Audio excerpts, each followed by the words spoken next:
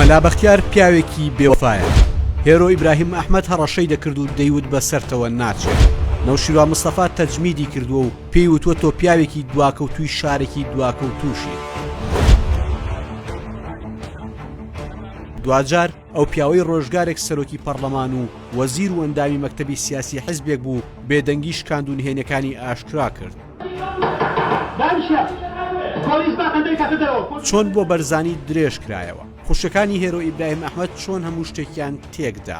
نەوشیروان مستەفا ویستی چی بە ئەرسەلان بایس بکات. مامجلال لەسەر بەرهەم ساڵح چی وت؟ ئەرسەلان بایس لە نوێترین چاوپێکەوتنیدا پەردە لەسەر زۆر شت هەڵدەداتەوە. کتێبی ژیان و خەباتی سیاسی دکتۆر ئەرسەلان بایز لە چاوپێکەوتنێکی مێژوویدا بەشێک لە قۆناغ و ژیان و خەباتی سیاسی ئەرسەلان بایزە و ئەو لەو کتێبەدا کە ئیسماعیل کوردی ڕاوێژکاری مەکتەبی سیاسی ئامادەی کردووە لەو چاوپێکەوتنەدا نهێنەکانی کۆمەڵی قۆناغ ئاشکرا دەکات. ئەرسەلان بایز باسی ساڵی 1970 دەکات کاتێک کراوەتە لێپرسراوی دەستگای ڕاگەیاندن. ئەو دەگەڕێتەوە و دەڵێت ساڵی 1970 بووە بۆ داواکاری نووسەران و هونەرمەندان چۆتە لای نەوشیروان مستەفا تا ئەوان ژیانیان بۆ دابین بکرێت و گلەیەکانیان بەو بگەێنێت. بەڵام ئەو لی تووڕە دەبێت و بە کەسێکی دواکەوت و ناوی هێناوە وتوویەتی ئەوە ڕای خۆتە و ڕایەکی هەڵەیە و ڕای پیاوێکی دواکەوتووی شارێکی دواکەوتوشە.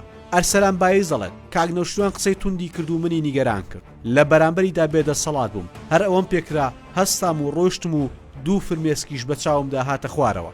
نامەی دەست لە کارکێشانەوەم بۆ مامجلال نووسی بەڵام قبوڵی نەکرد. ئەرسەلان بایز باسی ئەوەش دەکات کە جارێک نەوشیروان مستەفا لە ڕێگەی بێتەلەوە پەیوەندی پێوە کردو و پێی وتووە کە حەمەد سەعید حەسەن کەسێکی نووسەر و ڕۆشنبیرە و دێتە لاتان نامیلکەیەکی هەیە بۆی چاپ بکەن کە نامیلکەکەمان بۆ چاپکردن نەوشیروان مستەفا زۆر بە ناڕەحەتی وتی تۆ کاری خۆت ناکەی بۆ شتەکان ناخوێندنەوە و وتی ئەو نامیلکەیی کە بۆ حەمەد سەعید حەسەنتان چاپ کردووە نەتخوێندوتەوە تا بزانی چی تایە. ئەرسەلان بایز لەو چاوپێکەوتنە دوور و درێژەدا باسی لەوە کردووە کە نزیکی ئەم لە مامجلالەوە وای کردووە نەوشیروان مستەفا ئەرسەلان بایزی قبوڵ نەبێت و لەسەر نووسینی وتارێکیش لە ڕاگەیاندنی بەرەی کوردستانی لای بردووە و دواتریش لەسەر کردایەتی یەکێتی تەجمیدی کردووە.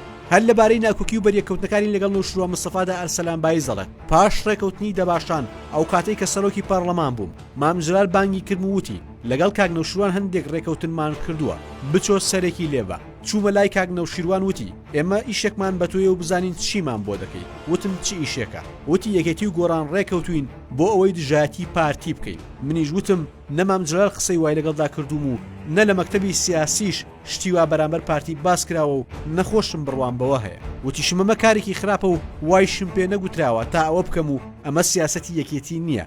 لە قسەکانم ناڕەحەت بوو. وتی کەواتە ئیشمان بۆ ناکەیت و هاوکاریمان ناکەیت. من لەوە تێگەیشتم ئەوەی لە خولی دواتری پەرلەمان بە دکتۆر یوسف محەممەدی کرد دەیویست بە منی بکات. هێرۆخان هەڕەشەی لێکردم و وتی بەسەرتەوە ناچێت. بە وتەی خۆی لە کۆنگرەی سێمی یەکێتی کاتێک ململانێ لە نێوان کوتلەی کۆسەر ڕەسوڵ و خەتی مامجلال تون دەبێت و کوتلەی کۆسەر ڕەسوڵ دەیانێت کۆنگرە جێبهێڵن ئیسماعیل مەحموود پێی دەڵێت کە داوا لە مامجلال بکات کە لە کۆنگرەدا کۆسەر ڕەسوڵ و بەرهەم ساڵح بکات بە جێگری سکرتێری گشتی. ئەمیش ئەو پێشنیارە بۆ مامجلال دەکات و مامجلالیش لەناو هۆڵی کۆنگرە پێشنیارەکەی ئەرسەلان بایزی خستۆتە ڕوو. تەنها هێرۆ ئیبراهیم ئەحمەد و شانازی خوشکی و کافیە سڵێمان ناڕەزاییان بەرامبەر بەو پێشنیارە دەربڕیوە. ئەرسەلان بایز ئاماژە بۆ دەکات کە ئەو پێشنیاری بۆ مامجلال وای کردووە کە هێرۆ ئیبراهیم ئەحمەد بەرامبەری گڕ بگرێت و هەڕەشەشی لێ بکات. ئەو کاتەی کە من لەگەڵ مامجلال لە ماڵەکەی خۆی ئەو پێشنیارم بۆ کرد هێرۆخان و عیماد ئەحمەد هاتن و کە ئەوەیان بیست هێرۆخان گڕی گرت و دەیوت هەموو کەسێک دەبێت بچێتە پرۆسەی هەڵبژاردنەوە. ئیتر لەوێوە ساردی لە نێوان من و هێرۆخاندا دروست بوو. تەنانەت هەڕەشەی لێ کردم کە بەسەرمەوە ناچێت. ئەرسەلان بایز لە چاو پێکەوتن دوور و درێژەکەیدا وتوویەتی پێشتر پەیوەندی زۆر بەهێزم لەگەڵ هێرۆخاندا هەبوو بەڵام کاتێک خوشکەکانی هاتنەوە بۆ کوردستان بوونە هۆی تێکدانی پەیوەندی نێوان من و هێرۆخان. ومێد دەکەم ئەو خوشکانەی لە ژیانیاندا خۆشی لە خۆیان نەبینن کە پەیوەندی من و هێرۆخانیان تێکدا. ئەرسەلان بایز لە میانی باسکردنی لە پەیوەندەکانی لەگەڵ هێرۆ ئیبراهیم ئەحمەددا باسی لەوە کردووە ئەو کاتەی لە سەرۆکی پەرلەمانی کوردستان بووە دووسێ جار لەسەر پرسی درێژکردنەوەی سەرۆکایەتی مەسعود بەرزانی قسەی لەگەڵدا کردووە و هێرۆ ئیبراهیم ئەحمەد پێی وتووە وادەی سەرۆکایەتی بۆ مەسعود بەرزانی درێژ بکەنەوە و وەکو ئەو دەڵێت پێشی وتووە هەرچی هاتە پێشەوە سڵی لێم مەکەرەوە لە ڕاستیدا خۆشم هەر قەناعەتم وابوو. بەو نیەتە بۆ هەڵبژاردنی خولی چوارەمی پەرلەمان خۆم کاندید کرد کە ببمەوە بە سەرۆکی پەرلەمان بەڵام ڕقەبەراتی ماڵی مامۆستا ئیبراهیم ئەحمەد لەلایەک و هێرۆخانیش لەلایەکی دیکە کە دژم بوو چونکە لە چەند وێزگەیەکدا پشتیوانی دکتۆر بەرهەمم کردبوو بۆیە قوبادی کوڕی خۆیان هێنایە پێشەوە بۆ ئەوەی ببێتە جێگری سەرۆکی حکومەت و یەکێتی سەرۆکی پەرلەمان وەرنەگرێت و من نەبمە سەرۆکی پەرلەمان. مام جەلال وتی لە دوای خۆم ئایندەی یەکێتی بەرهەم ساڵحە. لە دوای ئەوەی بڕیاریاندا کاکۆسە دوای 8 ساڵ لە سەرۆکی حکومەت لا ببن ڕۆژێکیان مام جەلال بانگی کردم وتی لە نێوان عومەر فەتاح و دکتۆر بەرهەم کێت پێ باشە بیکەینە سەرۆکی حکومەت. بەبێ دوودڵی وتم عومەر فەتاحم پێ باشە. وتی بۆ؟